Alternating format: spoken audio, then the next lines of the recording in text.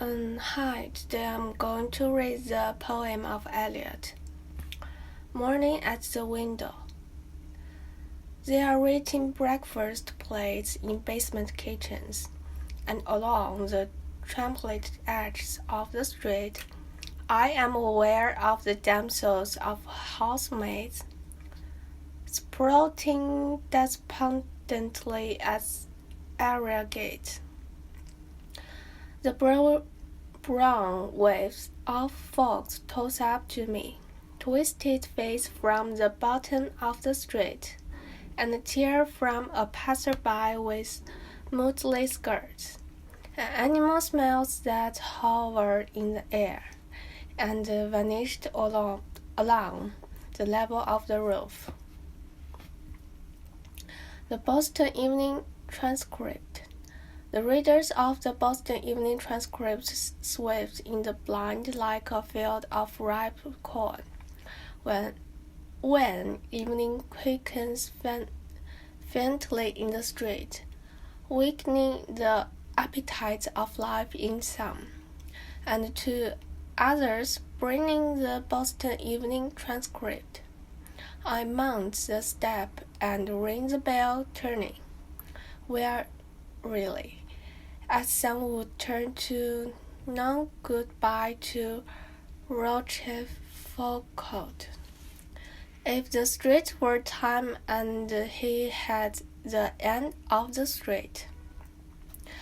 And I say, Cushion Harriet, here is the Boston Evening Transcript. Aunt Helen.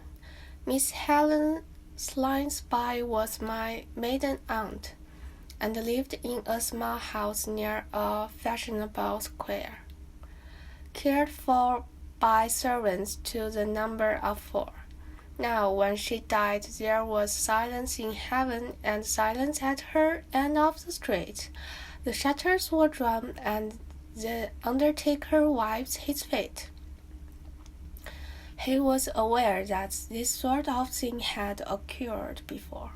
The dogs were handsomely provided for, but shortly afterwards the parrot died too. The Dresden clock continued ticking on the mantelpiece, and the footman sat upon the dining table, holding the second housemaid on his knees, who had always been so careful while her mistress lived. Cushion Nancy. Miss Cushion Ellicott strode across the hill and broke them. Rode across the hill and broke them. The barren New England hills. Reading the 100 over the cow pasture.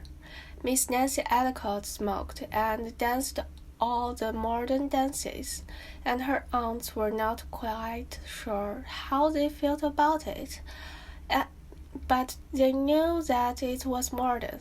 Upon the glazed shelves kept watch. Matthew and Waldo, guardians of the faith, the army of unalterable. Mr. Apollinaire. When Mr. Apollinaire visited the United States, his laughter tinkled among the teacups. I thought of Fragile, that shy figure among the birch trees, and of Priapus in the shrubbery, gaping at the lady in the swing. In the palace of Mr.